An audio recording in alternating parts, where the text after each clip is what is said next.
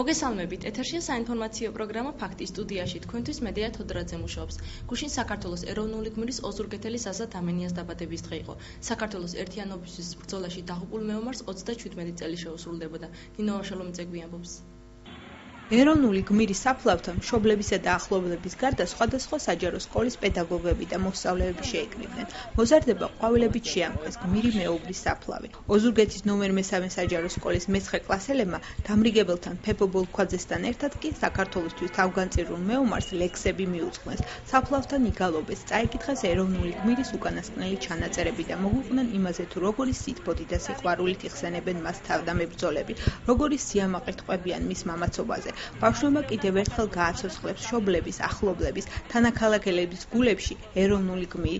ოზურგეთელი ზაზა დამენიას თავგანწირვის ამბავი ხომ ყველა ქართველმა იცის. მამაცი მეომარი ქართულ ოსური კონფლიქტის ზონაში 2004 წლის 16 აგვისტოს დაიღუპა. ზაზა დამენიამ თავისი სიცოცხლის ფასად თანამებრძოლები გარდაუვალი სიკვდილისაგან იხსნა. თავისი სხეულით გადაეფარა ხელყუმპარს და მის თანამებრძოლი გადაარჩინა. საქართველოს პრეზიდენტის მიხეილ სააკაშვილის ბრძანებით მას საქართველოს ეროვნული გმირის წოდება მიენიჭა. ზაზა დამენია თითქმის მეზობელია ჩემი.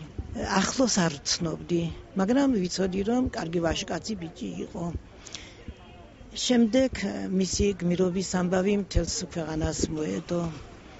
შემდეგ მისი დედა გავიცანი, მისი მამა გავიცანი და მე თვითონ გამიჩნდა მოთხოვნილება, რომ ყოველწლიურად სანამ სკოლაში ვიქნები, მე და ჩემმა ბავშვებმა აღვნიშნოთ მისი დაბადების დღე. მე ბედნიერი ვარ, რომ ზაზა დამენიას შესახებ ასეთი ლექსი მგითხარით. მოგეცით, ეს ლექსი არის ჩემთვის ძალიან კარგი. სიამაყეა თქვენი საქართველოს გმირია ზაზა დამენია. დაბადების დღეს ყოველთვის თავისი ახლობლების და სკოლის მეგობრებთან დემას იხდიდა და ეს ახლა სოფელ მახარაძის სკოლას ადგილზე ქონდა იქ ის ღონისძიება ზაზას დაბადების დღესთან დაკავშირებით. ნასაკირალის სკოლა იყო ახლა ჩამოსული კიდე ეს მე-3 საშუალო სკოლა.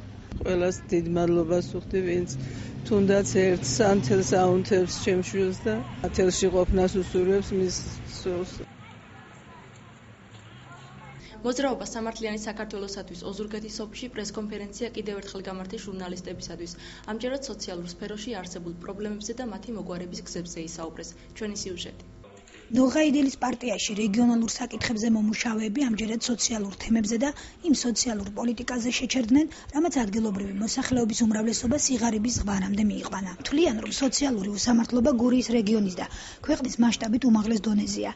ამის მაგალითად კი ყველა იმ საკითხების ანალიზი მოიყვანეს, რაც კიდევ უფრო გაუსაძლეს ხდის რეგიონის მოსახლეობის ყოფას.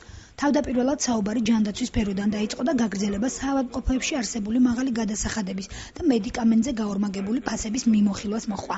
განსაკუთრებული ყურადღება მიექცა ერთჯერადი სოციალური დახმარებების პაკეტის ფარგლებში არასწორად, არა მიზნობრივად და უფრო მეტიც ერთ კონკრეტულ პიროვნებებზე რამდენჯერმე გაცემულ დახმარებას. მაშინ როცა ონკოლოგი ავადმყოფების უმრავლესობას დღემდე უარით უბოდიშოდ სტუმრებენ უკან ბიუჯეტში არსებული მწირი თანხების გამო. შეეხნენ სოციალური სუბსიდიების სააგენტოს, როცა სამსახურის აგენტების მუშაობა ზღვარ გადასულ თავხედობა და შეჭრებული ოჯახებისადმი არაკეთილ სინდისიერად დაასახელეს.